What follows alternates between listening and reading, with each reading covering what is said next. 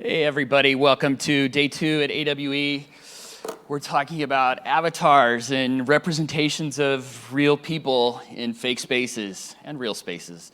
But we've got a really interesting platform and talk here, and I'm gonna let him introduce himself and show what the opportunity is for really anyone with a following, celebrities, influencers, people on social who have a platform and a voice, how they can represent themselves, not in just one world, but in all the worlds that people are going to be engaging with. So take it away. Yeah, thank you. Yeah, raise your hand if you've heard of Zepeto. Cool. Raise your hand if you've heard of Snow. It's a camera app. Okay.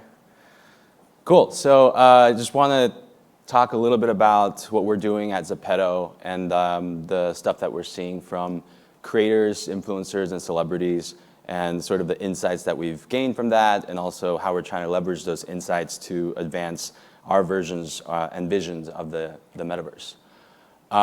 So Snow is our flagship app. It's like a Snapchat AR camera type of app. We have around 260 million monthly active users, and Zepeto started off as like an in-house project at Snow. And it was 3 years ago. We thought, there's a few avatar projects out there. We think we could create something that looks a little bit different, functions a little bit differently. So we built one, and we launched it, and we weren't quite expecting the virality that we kind of experienced in the beginning, but within the first 3 months, we were gaining like 30 million downloads organically, not a dollar spent on marketing, and a lot of the Gen Z kids in Asia were using our avatars as their PFPs. So that got us to think, well, we should really invest in this and develop a bigger platform, and that's kind of where we got to where we are today. And instead of boring you with words, I'll just show you a video that kind of is a collection of moments from different types of experiences that users can enjoy on our platform.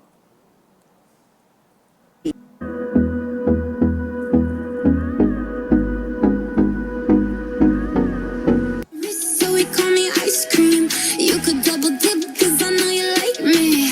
Ice cream.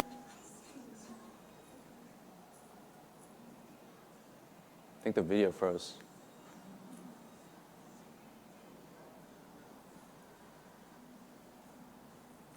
Should I go back? Chillin', ice cream, chillin'.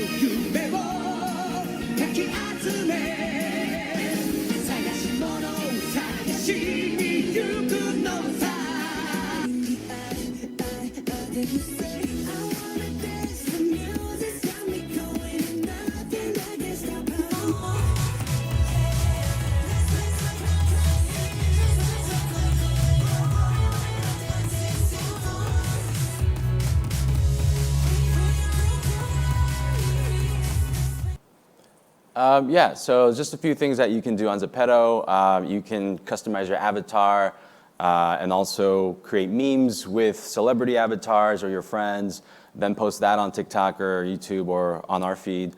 And then obviously enjoy games or various types of immersive experience, roller coaster rides to anything in a 3D virtual world or worlds that we've created.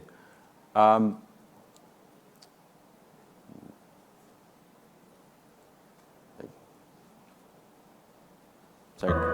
Oh. Yeah. Oh.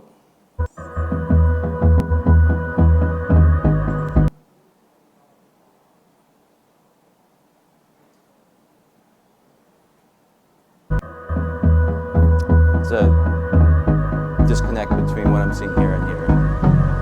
So we call me ice cream. You could double dip 'cause I know you like me. Ice cream, chillin', Can we ice get cream, to slide 2 after this?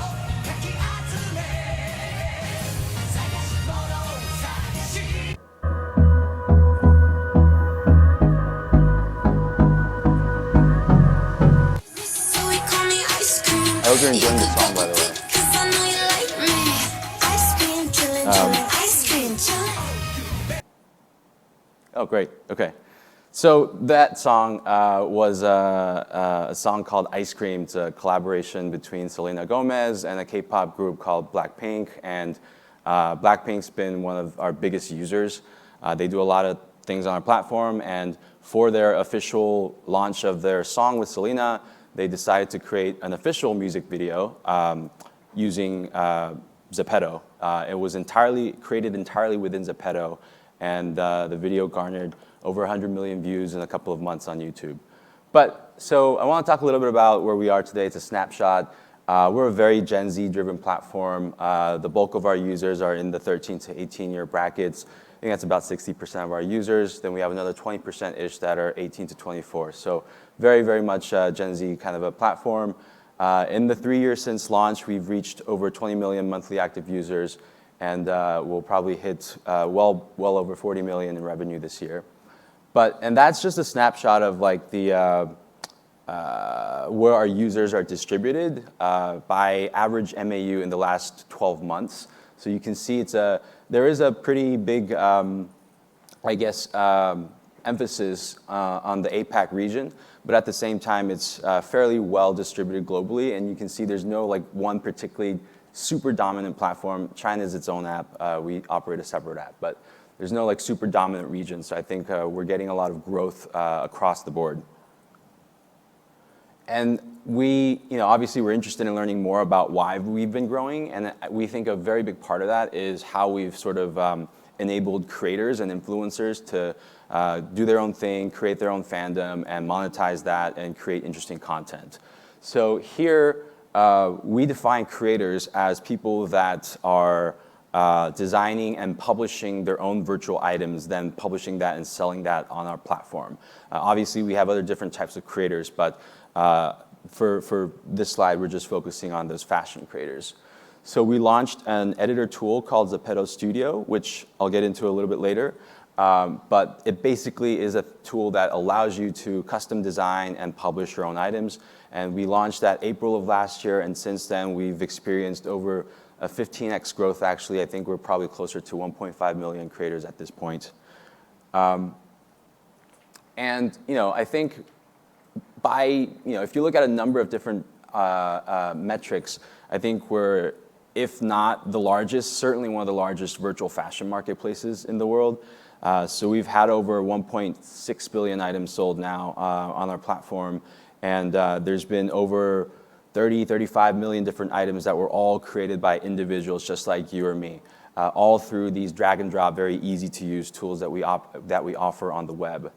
And that's actually been a very, very big source of income for a lot of people. So we have a lot of users coming from less developed regions, and while we have people making six-figure incomes, we also have people making regularly thousands of dollars every month, hundreds of dollars every month, and we're literally helping to put food on the table for those people. So I think it's a big draw, the fact that you can create your own things, express yourselves, have other people use the items and the fashion that you've created online, and then also make money off of that.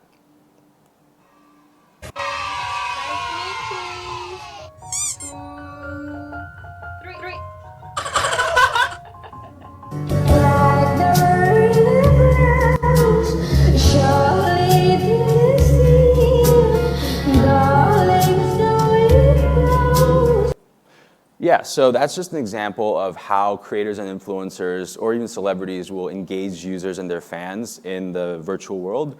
Obviously, there's a ton of fan meetings. There's no cons nowadays because of COVID, so you have to have some way to interact with your fans and your following apart from Zoom. So I think we offer a pretty good kind of alternative option to that. And the lady that you saw in the upper right-hand corner in the previous video is her ID is Lenji, and she's one of the top creators on our platform. She's certainly making well over six figures. And her story is a fascinating one because she was an aspiring fashion designer, but didn't have the right connections, the right schooling, whatever. So she found it pretty tough to break into the industry.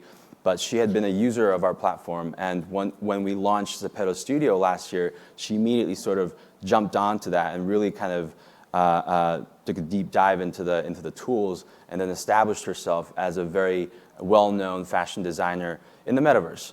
And so now she has actual fashion brands reaching out to her, asking if they can do capsule collections and limited drops with her for physical goods. So it's kind of very interesting to see how the physical goods world has kind of ultimately come back to her in a way that she probably didn't expect when she was starting as a pedo. And I think, we look at the number of UGC content that is generated through our platform, by which I mean, so we have a social feed like TikTok or an Instagram, and you can immediately post videos onto our feed. But at the same time, we make it very easy for you to edit that and post that onto other platforms. And that's been very, very popular, and it's been a very big source it's been a big driver, not only to drive our traffic, but also for creators and influencers to make sure that their stuff is being shown and is visible on these other platforms. So case in point, I think now on TikTok, if you search for the hashtags of pedo, it has over 11 billion views. And for context, other projects like Animal Crossing or Sims or IMVU, by the same metric, have less than half or a third or a fourth of our view count. And I think that just goes to show like how much content is being generated through us and is also being posted on different platforms. Yeah, so these are just some example snapshots of the various types of things that people are doing. It's actually a thing for people to sing and have these like busking performances in the metaverse. It's been a thing for a year now, and we're actually talking to a lot of global labels so that we can help produce virtual singers that will debut in their avatar format and actually have their stuff on Spotify and such.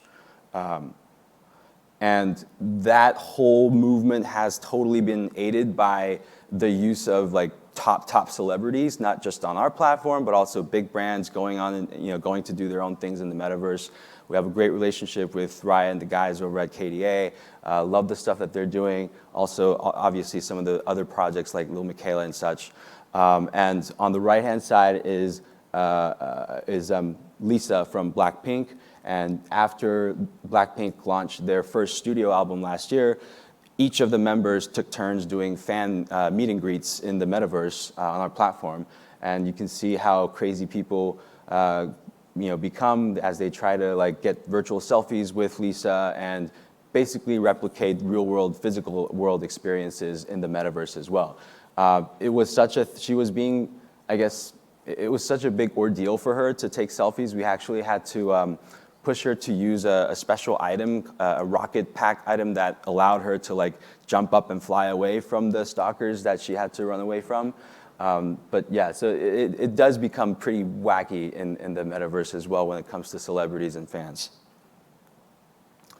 And I think in the last year, we've certainly, a lot more has been said about the metaverse. So our list of partners and our IP partners, brand partners, has grown exponentially. Our product placement revenue has grown tenfold in the last year. Product placement, by which I mean, one, you can do like a branded virtual merchandise Virch drop on our platform. Two, you can have like a branded virtual venue. If you're a Gucci, you can have a virtual Gucci house, etc. Or you could just buy up virtual billboard ad spaces, meaning since it's a 3D real world, we have, as you would out here, virtual billboards that you can purchase or lease out, etc. So that's kind of our product placement revenue. And yeah, it's just been fascinating to see how many different partners ranging from F&B, automobile to like obviously fashion and entertainment have reached out to us and developed just a slew of very interesting projects with us. And this is very important for the influencers and the creators and the celebrities that are on our platform because if these brands, let's say actual case in point, like Ralph Lauren, Polo did a huge drop in a virtual world activation with us very recently, and you have to promote that, right? So if you're if you have this activation in the metaverse, what better way to promote that than to work with virtual influencers that are already there, right? So they ended up paying a lot of our top creators and influencers to promote that on their Zepeto feed, just as you would pay, Instagram influencers to promote something on their Instagram. So it's the same UX, really, same flow, but just done through avatars virtually. And that's been another source of income for a lot of our influencers in our metaverse. And just to talk a little bit about kind of the strategy, just the macro strategy that we have going forward. We just want to make it very easy for people to create and then to show their stuff, be appreciated. Really just creators and having a creator economy is, I think, the basic tenet of everything that we do. Our mission statement is we want you to be able to do whatever you want to do and become whoever you want to become. So we have stories of virtual fashion designers, virtual architects, virtual singers, right? Virtual performance, virtual comedians. All of that is happening right now, and people are making a living off of that. And so we want to help do that, and these are some of the tools that we've built out in order to realize that mission. This is what I was talking about, the web-based fashion editor tool that we launched a year ago. Very easy to use. We've had like fourth graders use it and publish things on our platform. And then this is a different editor, also web-based, called Build It. What it does is it allows you to drag and drop design very easily from a very big library of assets, your own custom map. And then we've actually very recently come out with something slightly different, a Unity plugin that enables people to code into the maps and then also basically create much more sophisticated experiences. Maybe it's a karaoke thing, maybe it's, I don't know, like a dance game or whatever. So we're definitely elevating kind of the quality or the complexity of the experiences that on our metaverse. And then we also, this summer we launched, basically it's like a Twitch feature within our platform. You have people that, maybe are just into ASMR, they don't want to show their faces, right? That's been a thing forever. So yeah, we have hand tracking, upper body tracking, facial tracking, and allows you to kind of stream with your avatar in real time to our global base of users. And then people have been tipping as much as $4,000 per stream in certain cases. So it's very easy to use, and all these things, basically the reason why we're creating all these tools, again, goes back to let's make sure that these creators and influencers have as many touch points as possible with their users. Oh my God.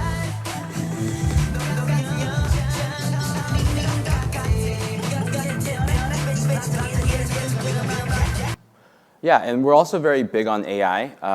There's a couple of things that we're big on, like VR, obviously, AR, AI, and this is just an example of how our R&D team is leveraging AI. So, we are very big believers in sort of bringing the physical into the virtual. By which I mean, let's say you're walking down the street and you see somebody dancing or performing on the streets.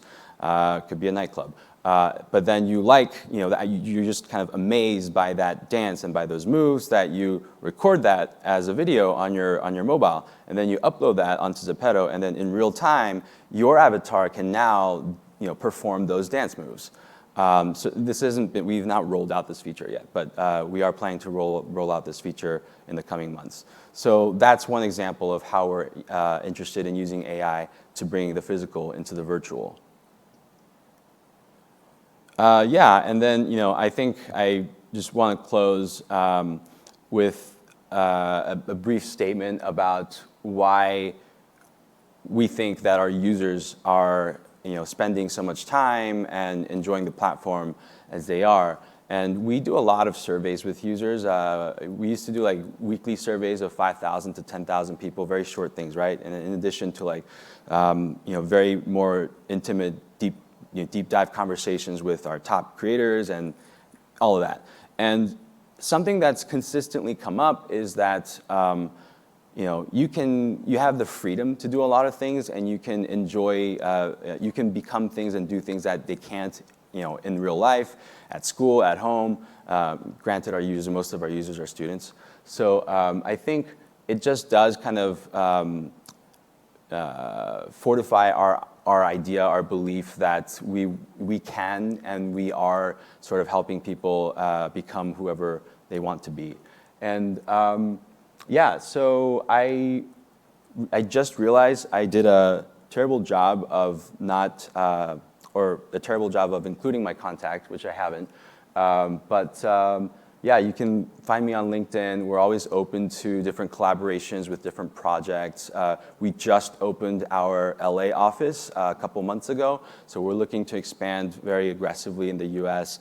Yeah, we'd love to chat with anyone that's has good ideas. So thank you for listening.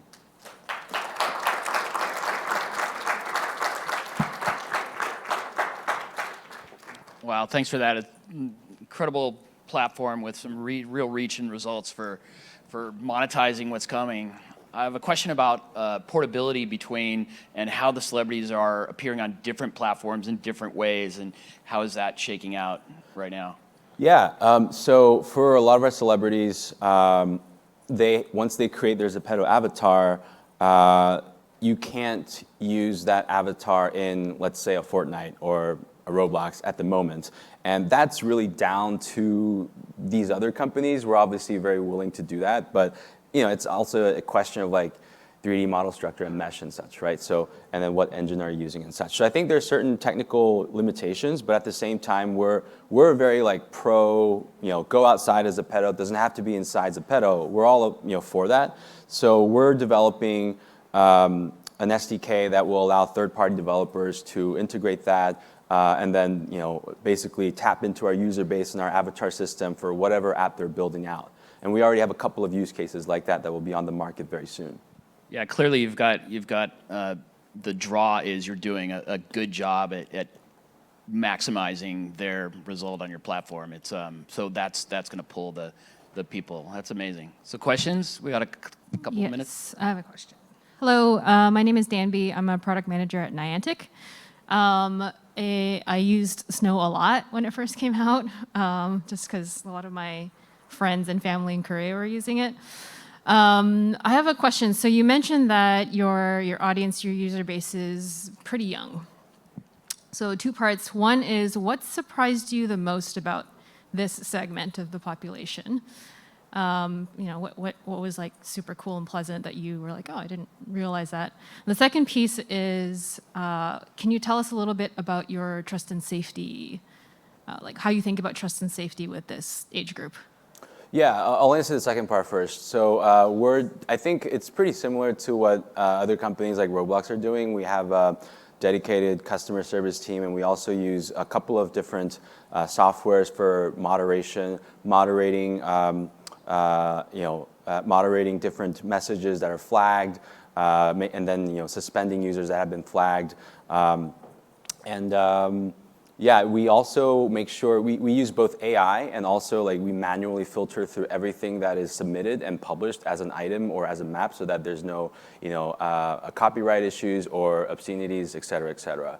And then I think what's been surprising for us with our user base, with the teenagers, is just incredibly how much time they have to spend on our platform. That's been kind of interesting. And also just honestly the creative part, the creativity part. We had no idea that people would start singing and that would actually become a thing enough so that labels would take notice and actually talk to us about discovering and producing virtual singers. That kind of stuff we never planned for, but it just happened. I'm just in awe of like what these people are doing, whether it's fashion or entertainment or whatever. Yeah, I'm curious about some of the like business model and revenue splits. So if like I sell a $10 item, how much money do I make as a creator? How much of the cut do you guys take? 50-50, but minus Apple and Google, right? 50-50. And then if you're trending and you're doing well, we have certain. It's not programmed or anything, but we'll try to help you out as much as we can by like featuring you and introducing you to our communities. Cool. Thanks. Awesome. I had some tech questions. So specifically around like the plugin that you're making for Unity, will creators then be able to take like the 3D models and the FBXs that they're creating in Zepeto and put them into their own applications? And then were you thinking about then, for instance, if they wanted to make like a mini Zepeto, not competitor, but work with you guys on that? Or like what were you thinking the Unity plugin and like expanding the world of everything would I look actually like? think it'd be a pleasant surprise if somebody went out and built a competitor off of our SDK and it was doing really well. I think that'd be a pretty amazing thing to see. The Unity plugin itself is meant primarily to enable people to, build on Unity and then publish, export to Zepeto. However, we are exploring ways for it to be, so not to export onto our mobile application. Currently, we don't have a web app, our desktop version, but we are looking into the website as well. And then finally, there's the Unity plugin, and then there's the SDK, which that is more of like a Bitmoji SDK or Snap SDK kind of a play, so that you can, third-party people can go out and use that in whatever new application that they're building. And then for the AI stuff and tracking, what have you been most excited about for like potentially integrating tracking wise? Like there's new facial stuff, there's new eye tracking, there's like full body capture, but are you just using the AI stuff, or are you looking into like Excense suits or other stuff that other creators kind of are using in their streams? I mean, I think with, we're not, so we're like basically compiling a lot of the off-the-shelf stuff that's out there today, and we're not like developing our own proprietary tech. Having said that, we want to make it as accessible as possible. So our focus would be on compiling things in a way that anyone with just a mobile phone or a webcam can do whatever they want to do, as opposed to needing suits and such. Cool, thank you. Cool, and we're officially out of time, but there's a break after this, so we can keep asking questions if you. Love to hear what you have to say. If you're up for it, I have an ethical question. So the model seems very similar to Instagram's model of having influencers, sponsors, and then recently with the release of the whistleblower talking about how they have internal reports about how that type of platform is damaging to teenage girls specifically, just the comparison model. Like, do you think there's a difference with avatar representation, or is that something you guys are monitoring and keeping an eye on and holding yourselves accountable to? And if so, how? Yeah, it's a great question. And so a couple of things that we've done. Last year, we rolled out like a new library of bodysuits that effectively lets you customize your body type. So you can be like very tiny, very tall, whatever, right? All these different, myriad of body types. And then that, I think, kind of lets you express yourself in whatever way you want, as opposed to like everything kind of, converging with a particular body type, which we're not very big fans of. But actually, like kind of zooming out from that, we're not that we want to push this in any way, but we're very interested in seeing like non-human avatar types, like creatures, and we want to see more of that too. And a lot of our creators have been building bodysuits that effectively turn them into like dragons and whatnot. So I think there is some of the lessons that we've learned from real life photography platforms and real life live action video platforms are applicable to us, but at the same time, it is a little bit different, since we're ultimately trying to have diversity that extends beyond the human race. I can ask the question here. I can also just ask it to you personally if you want, but or you can choose how you want to answer it. How about that? Sure, So the question. You can do this. I don't know. Yeah. Sure. Basically, you mentioned earlier that somebody in the near future would be able to, say, videotape somebody dancing, and then your avatar could do that dance.